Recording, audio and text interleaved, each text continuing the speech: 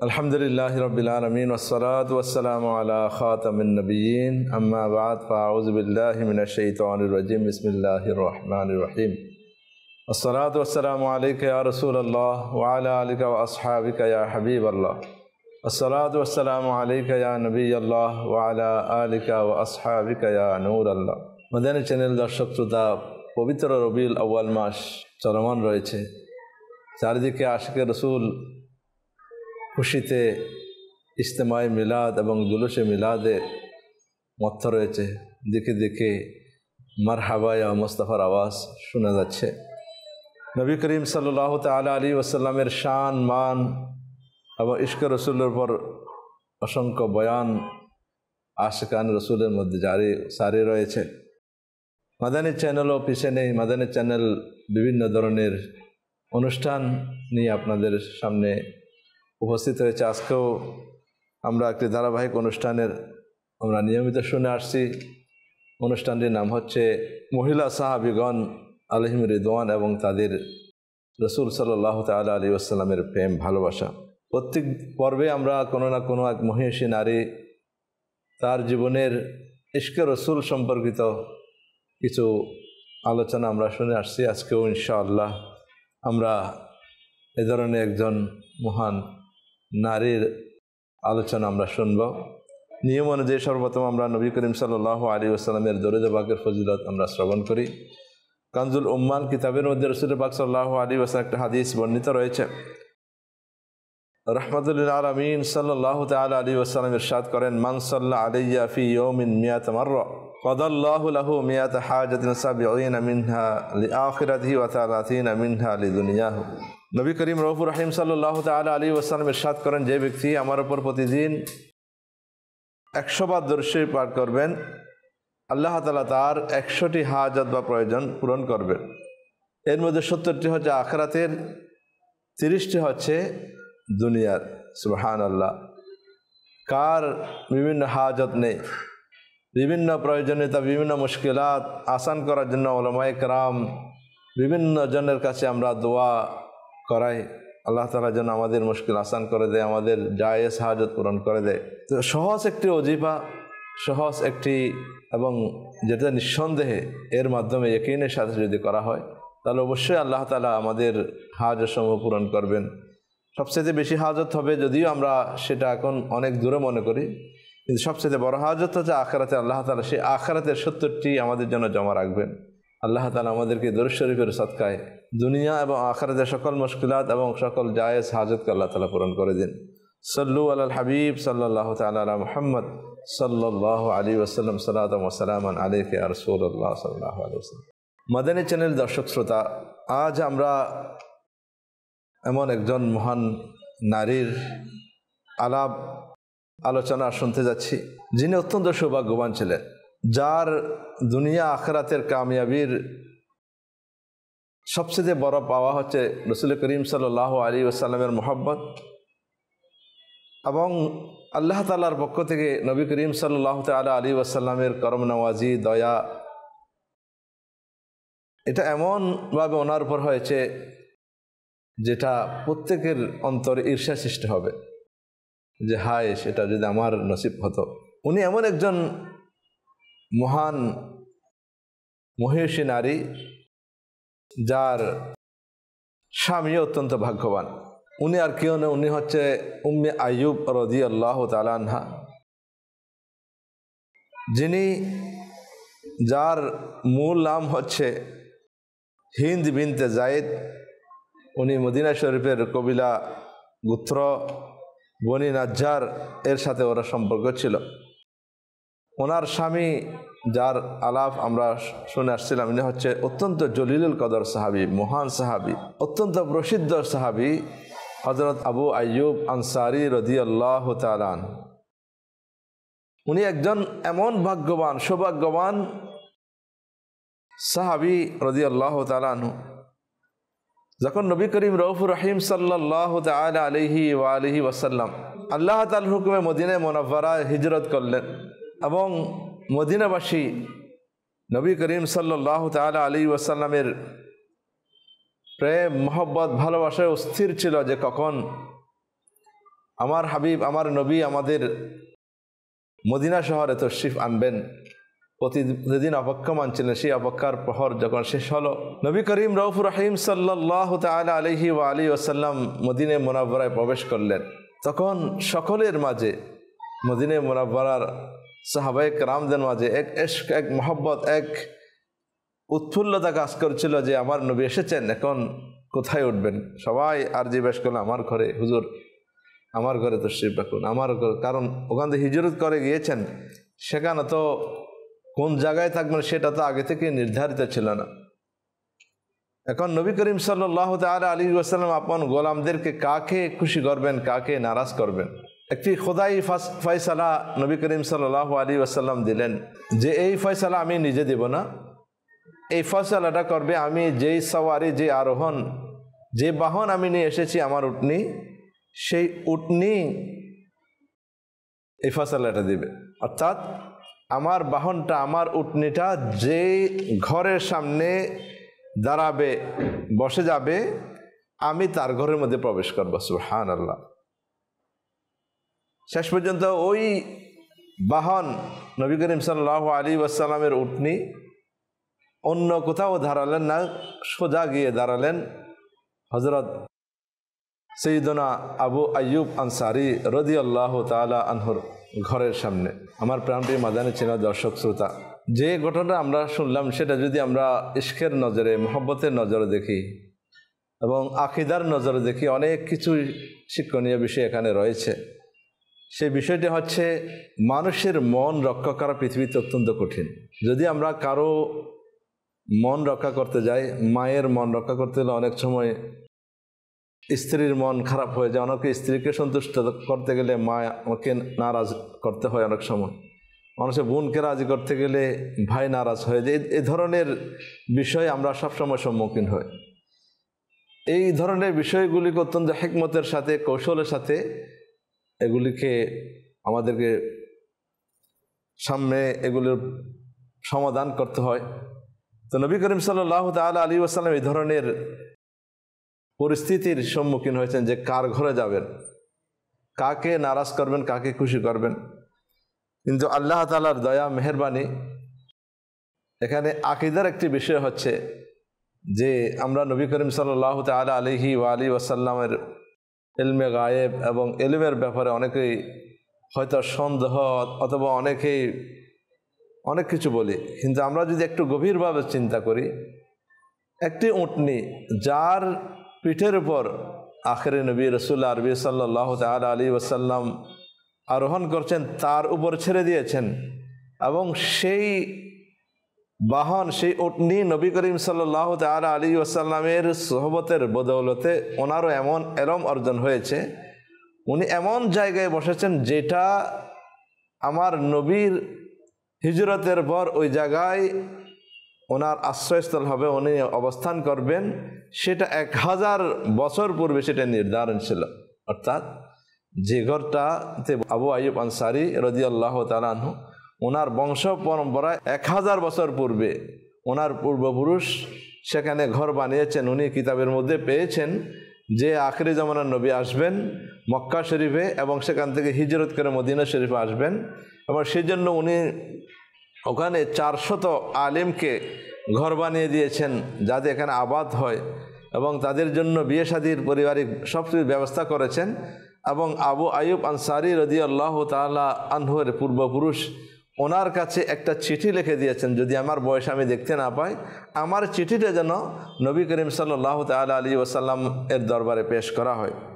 শেষ পর্যন্ত ওই উটও জেনে গেলেন যে এই চিঠিটা আবু আইয়ুব আনসারীর ঘরের মধ্যে রয়েছে, এবং উনি সোজা অন্য কোথাও না দাঁড়িয়ে উনি গিয়েছেন কোথায়, হযরত আবু আইয়ুব আনসারী রাদিয়াল্লাহু তাআলা আনহুর ঘরের সামনে, এবং নবী করিম সাল্লাল্লাহু তাআলা আলাইহি ওয়াসাল্লাম ওই ঘরের মধ্যে অবস্থান করলেন এবং সেখানে মেহমান হয়ে গেলেন।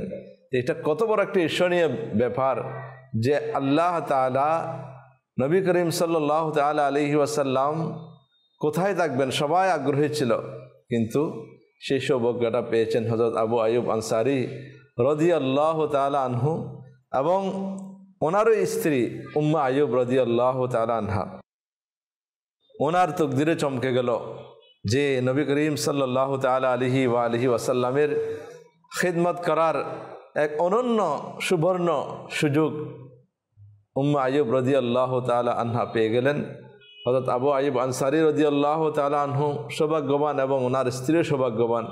নবী করিম সাল্লাল্লাহু তাআলা আলাইহি ওয়াসাল্লাম এর মেহমানদারি করার ব্যাপারে উম্মে আইয়ুব রাদিয়াল্লাহু তাআলা আনহা অত্যন্ত মহব্বত, ভালোবাসা, আন্তরিকতার সাথে এটাকে অ্যাকসেপ্ট করেছেন এবং এটাকে নবী করিম সাল্লাল্লাহু আলাইহি ওয়াসাল্লামের মেহমানদারির ব্যাপারে ওনার খিদমতের বারো কোনোভাবে সামান্যতম অলসতা বা উদারতা প্রদর্শন করেননি, বরঞ্চ অত্যন্ত মহব্বত নিয়ে, সম্মান নিয়ে উম্মে আইয়ুব রাদিয়াল্লাহু তাআলা আনহা নবী করিম সাল্লাল্লাহু আলাইহি ওয়াসাল্লামের মেহমানদারি করেছেন। এটা অত্যন্ত ঈর্ষণীয় বিষয় যে নবী করিম সাল্লাল্লাহু আলাইহি ওয়াসাল্লাম ওনার ঘরে অবস্থান করা এবং এই মেহমানদারি করার সৌভাগ্য অর্জন করা। আর সেক্ষেত্রে যদি ভালোবাসা না থাকে, প্রেম না থাকে, ইশক না থাকে, আন্তরিকতা না থাকে, সেই মেহমানদারি কখনো এটা সম্ভব নয়। আর একটা জিনিস মনে রাখবেন, আমরা অনেক সময় অনেক মেহমানদারি করি, মেহমানদারির জন্য অনেক আয়োজন তো করি, কিন্তু সে আয়োজনের পিছনে সবচেয়ে যে জিনিসটা মেহমানকে আকৃষ্ট করবে, অপরকে আকৃষ্ট, সেটা হচ্ছে আন্তরিকতা। আমি অনেক ধরনের খাবার রেডি করলাম আমার মেহমানের জন্য, কিন্তু সেটা পরিবেশন করার ক্ষেত্রে আমার চাকর দিয়ে করে নিলাম বা আমি তাদের সাথে ভালো কুশল বিনিময় না করলাম না, তখন আপনি যতই ভালো অ্যারেঞ্জমেন্ট করেন, তাদের জন্য আয়োজন করেন, সেটা অ্যাকসেপ্ট হবে না। সেটার মধ্যে মানুষের দিলের মধ্যে জায়গা করা অত্যন্ত কঠিন।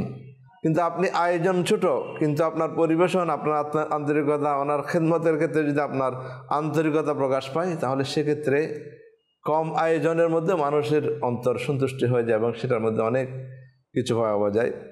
তো হযরত উম্মে আইয়ুব আনসারী রাদিয়াল্লাহু তাআলা আনহা এক্ষেত্রে ওনার সর্বোত্তম আন্তরিকতা, প্রেম, মহব্বত, ভালোবাসা নিয়ে, রসুল প্রেম নিয়ে এই খিদমতগুলো করেছেন। হযরত উম্মে আইয়ুব আনসারী রাদিয়াল্লাহু তাআলা আনহা রাসূলুল্লাহ সাল্লাল্লাহু আলাইহি ওয়াসাল্লামের খিদমতের ক্ষেত্রে কোনো ধরনের উদাসীনতা প্রদর্শন করেননি এবং সবচাইতে রাসূল পাক সাল্লাল্লাহু আলাইহি ওয়াসাল্লাম কোন জিনিস থেকে একটু পরহেজ করতে চাইতেন, এহতিয়াত করতেন, সতর্কতা বলে সেগুলির প্রতি খেয়াল রাখতেন, পরিষ্কার পরিচ্ছন্নতার ব্যাপারে অত্যন্ত উনি ধ্যান দিতেন এবং রাসূল পাক সাল্লাল্লাহু আলাইহি ওয়াসাল্লাম কষ্ট পাবে এবং একজন নারীর কণ্ঠ দ্বারা কষ্ট পাবে জন্য উনি সবসময় খামোশি, চুপ থাকার ব্যাপারে খুবই উনি এটা খেয়াল রাখতেন এবং উনি দৈনন্দিন যে খেদমতগুলির প্রয়োজন সেটা খুব মনোযোগ সহকারে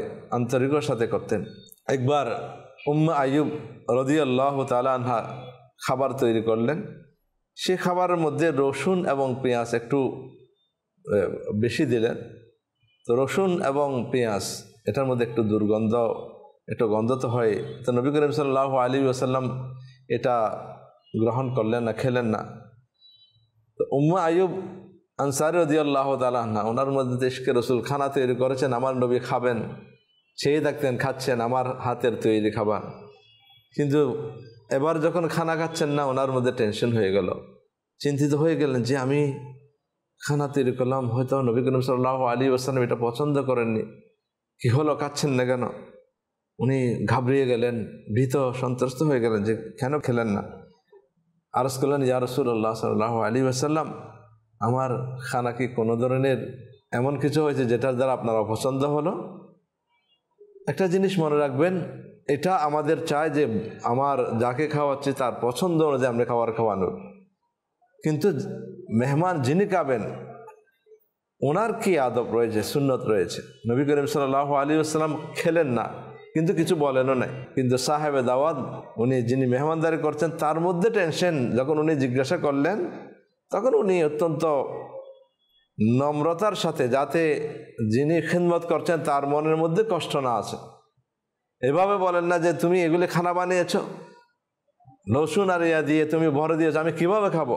আমাদের মধ্যে এই জিনিসটা দেখা যায়। আমাদের দর্শক শ্রোতা, আমরা প্রোগ্রাম দেখছি, কিন্তু এখানে শিক্ষাটুকু আমাদেরকে নিতে হবে আমাদের ঘরে অনেক সময় অনেক ধরনের খানা তৈরি হয়ে যায়, সেটা ভালোও হতে পারে খারাপও হতে পারে। এক্ষেত্রে আমাদেরকে রাগ প্রদর্শন করা, তিরস্কার করা, কাউকে ছোট করে দেখা বা কারো মেহমান হলাম, বিশেষ করে আমাদের বিয়ে শাদীর মধ্যে এই জিনিসগুলো এগুলি খাবার পাকানো হয়েছে। কাউকে দাওয়াত দেওয়া হলো, দাওয়াতের মধ্যে খারাপ যদি এদিক সেদিক, তখন বিভিন্ন ধরনের বদনাম এবং এমনকি ঝগড়া বিবাদ মনোমালিন্য হয়ে একে অপরের সাথে অনেক ক্ষেত্রে দেখা যায় মারামারি পর্যায়ে পর্যন্ত পৌঁছে যায়। তো নবী করিম সাল্লাল্লাহু আলাইহি ওয়াসাল্লামের সুন্নাত হচ্ছে যে খানা যখন পরিবেশন করা হয় আমার পছন্দ হলে খেয়ে নেব, পছন্দ না হলে সেটা আমি ছেড়ে দেবো, খাবো না। কিন্তু খানার দোষ ত্রুটি বের করা এবং সেটার জন্য ঘরের কাউকে তিরস্কার করা বা যিনি ঘরের অধিবাসী তাকে কোনো কিছু বলা, এটা সুন্নতের পরিপন্থী।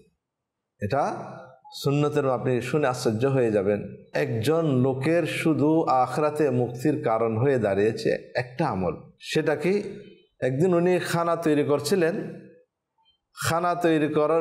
খানা খাচ্ছিলেন, খানার মধ্যে লবণ বেশি হয়ে গিয়েছিল। তখন ওনার অত্যন্ত রাগ আসলো, যে খানার মধ্যে লবণ দিয়েছে ওনার স্ত্রীকে রাগারাগি করবেন বা ওনাকে বকা দিবেন বা শাস্তি দিবেন। তখনই ওনার স্মরণে এসে গেল যে আমি তো আমার রবের, আমার প্রভুর অনেক নাফরমানি করি, অনেক অবাধ্যতা আমি করি, কই আল্লাহ তো আমাকে কোনোদিন খানা ফিনা বন্ধ করেন নাই, আমাকে কোনো শাস্তি দেননি। এই বেচারি অনেক কষ্ট করে আজকে লবণ বেশি দিয়েছে, আমি যদি তাকে বকাবকি করি লবণও যাবে না এবং সেও কষ্ট পাবে। ওই ব্যক্তিটি মনে মনে আল্লাহর ওয়াস্তে তার স্ত্রীকে ক্ষমা করে দিলেন।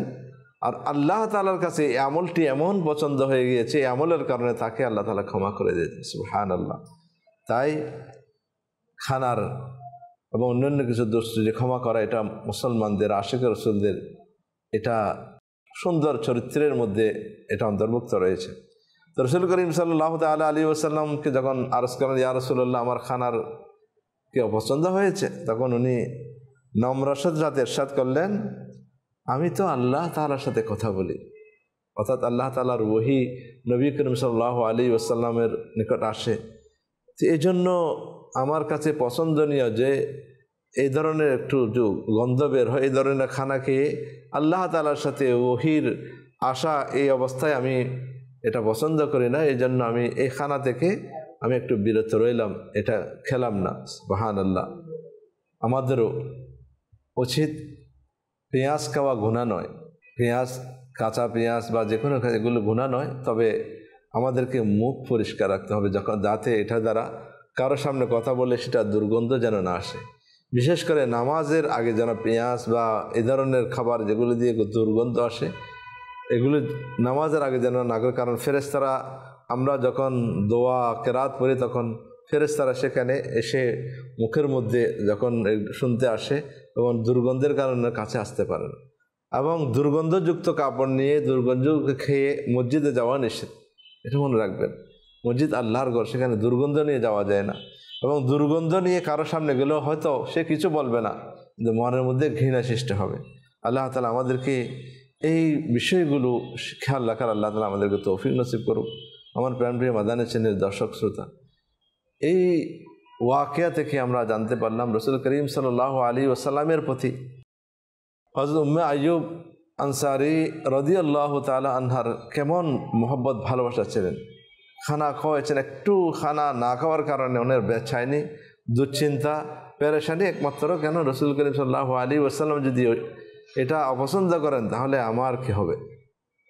আমাদের উচিত, আমরা কত সুন্নতকে ত্যাগ করছি, আশিক রাসূল দাবি করছি, মাহফিলে মিলাদ, ইজতেমায়ে মিলাদ, জুলুসে মিলাদ আমাদের মনের খোরাক, কিন্তু নবীর সুন্নতকে ছেড়ে দিয়ে, নামাজ ছেড়ে দিয়ে, এটা কি আল্লাহ রাসূলের সন্তুষ্টি হবে? মাদানী চ্যানেল দর্শক শ্রোতা, আমরা এমন করি, ইশকে রাসূলের প্রকাশ এভাবে করি, মিলাদ, তাবাররুক, ইজতেমা যা কিছু করি না কেন সুন্নতে মুস্তাফাকে আপন করেন, নামাজ রোজার পাবন্দি করি, নিয়মিত আদায় করি। এটাই হবে নবী করিম সাল্লাল্লাহু আলাইহি ওয়াসাল্লামের সন্তুষ্টির আসল একটা জায়গা। আল্লাহ তাআলা আমাকে নসিব করো, আপনাকে নসিব করো। একবার হযরত উম্মে আইয়ুব রাদিয়াল্লাহু তাআলা আনহা উনি বলেন, নবী করিম সাল্লাল্লাহু আলাইহি ওয়াসাল্লাম যখন থেকে আমার ঘরে তশরিফ এনেছেন,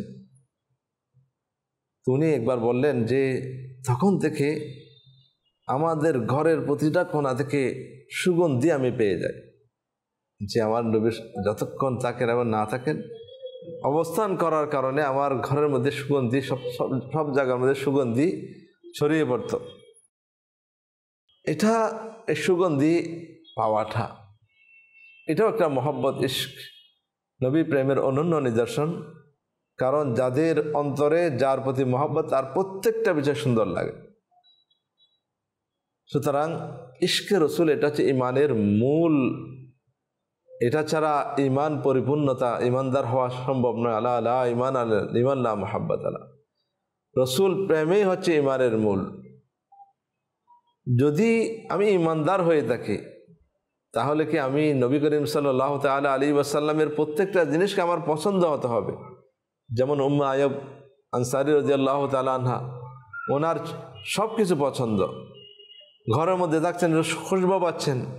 কিন্তু আমাদের মধ্যে কিছু কিছু মুসলমান এমনও আমরা হয়তো দেখতে পাই যারা তো মুসলমান ইমানদার দাবি তো করেন, তো নবী করিম সাল্লাল্লাহু আলাইহি ওয়াসাল্লামের কমজোরি খুঁজে বের করেন।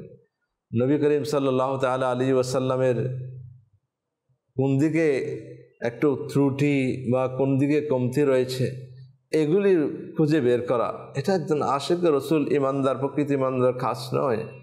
একজন প্রকৃত ইমানদার নবী প্রেমের আগুন তার অন্তরে জ্বলতে থাকবে, আর যখন এই আগুন জ্বলবে তখন যাকে ভালোবাসে তার সব কিছুই পছন্দ হবে, তার মুখ দিয়ে নবীর প্রশংসা ছাড়া অন্য কিছু আসবে না।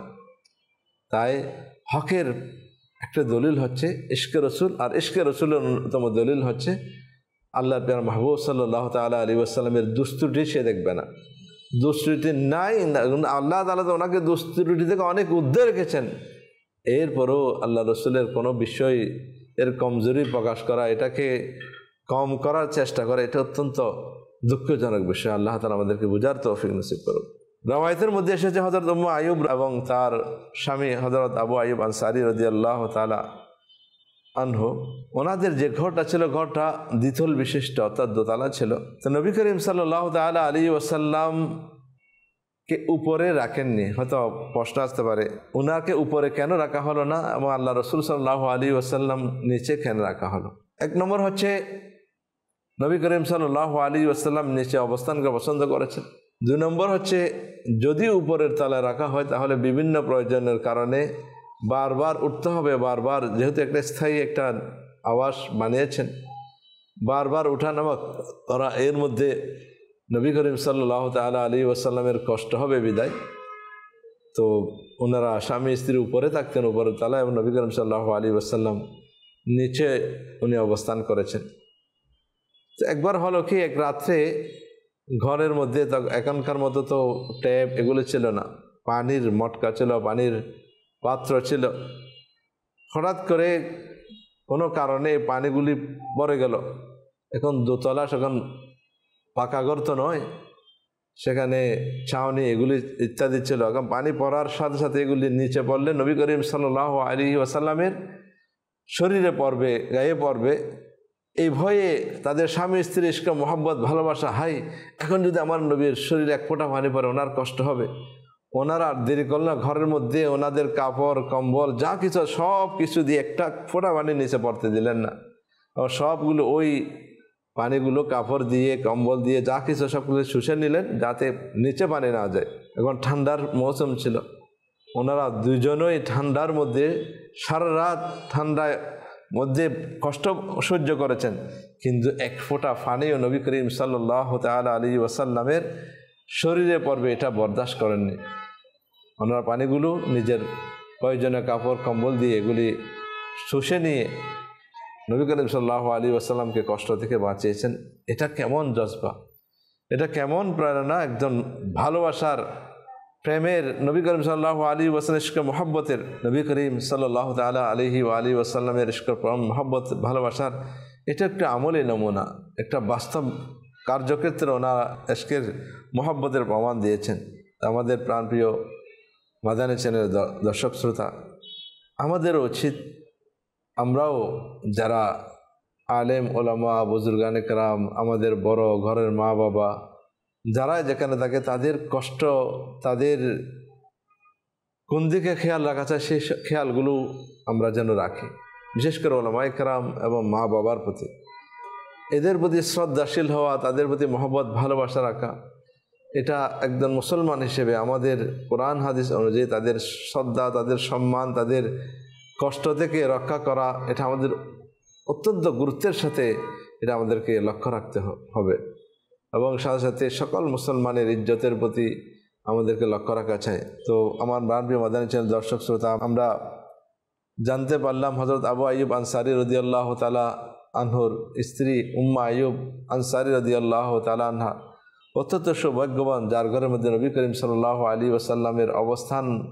এটা আগে থেকে নির্ধারিত ছিল এবং ওনাকে সেই সৌভাগ্য অর্জন হয়েছে ওনার। তো আমাদেরও এই আজকের এই পর্ব থেকে একটি বিষয় আমরা জানার চেষ্টা করবো। আজকে তো কেউ বয়ান এটা শুনেছে, কেউ যারা শুনেছেন তাদেরকে আরজ করব, আমরা কি নবী করিম সাল্লাল্লাহু আলাইহি ওয়াসাল্লাম এইসব বিষয়গুলো সামান্য সামান্য শুনতেছি, বেশি বিস্তারিত জানার জন্য আমাদের ঘরে কি নবী করিম সাল্লাল্লাহু আলাইহি ওয়াসাল্লামের সিরাত সম্পর্কে কিতাব আছে, সেটাকে আমরা অধ্যয়ন করি, সেটা আমি পড়ি। যদি না পড়ি তাকে মাদানী চ্যানেল দর্শক শ্রোতা, আজ সিরাতে মুস্তাফা সাল্লাল্লাহু আলাইহি ওয়াসাল্লামের উপর অত্যন্ত মূল্যবান কিতাব মাকতাবাতুল মদিনার মধ্যে রয়েছে, যেটা শুধু পড়লেই নবী করিম সাল্লাল্লাহু আলাইহি ওয়াসাল্লামের পুরো জিন্দেগির সব কিছু জানতে পারবেন এবং সাথে সাথে আপনার অন্তরে ইশকে রসুলের এক বাতি জ্বলে উঠবে এবং আপনার চরিত্র এবং সব কিছুতে এক আমূল পরিবর্তন আপনি লক্ষ্য করতে পারবেন। এবং সাথে সাথে ইশকে রসুল বাড়ানোর অন্যতম মাধ্যম হচ্ছে নাতে রসুল, সেটাও আমাদের ঘরের মধ্যে বিশেষ করে রবিউল আউয়াল মাসে আমরা ঘরের মধ্যে চালু রাখা চাই, যাতে সবাই এটা দেখে নাতে রসুল ইশকে রসুল অন্তরে বাড়াতে পারে। আল্লাহ তাআলা যেন আমাদের ওনার মতো ইশকে রসুল নসিব করে এবং প্রত্যেকটা সুন্নতের উপর আমল করা আল্লাহ তাআলা আমাদেরকে তৌফিক নসিব করেন এবং সাহাবায়ে কেরাম সহ সাহাবিয়াত রাদিয়াল্লাহু তাআলা আনহুন্না যারা আছে তাদের জীবনী পরে আমাদের বোন, আমাদের মা, আমাদের স্ত্রী, আমাদের ঘরের নারীদেরকে যেন আমরা এমন চরিত্র এবং গঠন করার জন্য আমরা সহযোগিতা করতে পারি, যাতে তাদের চরিত্রের ঝলক যদি আমার মা, বোন এবং ঘরের নারীদের যদি এসে যায়, তাহলে ঘর একটা বিশাল শান্তির নীড়ে পরিণত হবে, অশান্তি আমাদের ঘরে আসবে না। আল্লাহ তাআলা আমাদেরকে আমল করার তৌফিক নসিব করুক। মাদানী চ্যানেল দেখতে থাকুন। আল্লাহ তাআলার দরবারে দোয়া করি আল্লাহ তাআলা যেন আমাদেরকে সর্বদা ইখলাসের সাথে সুন্নতের উপর আমল করে ইশকে রাসূলের প্রমাণ দেওয়ার তৌফিক নসিব করেন। আমিন বিজাহি নবীল আমিন সাল্লাল্লাহু আলাইহি ওয়াসাল্লাম। সাল্লু আলাল হাবিব সাল্লাল্লাহু তাআলা আলাইহি ওয়াসাল্লাম।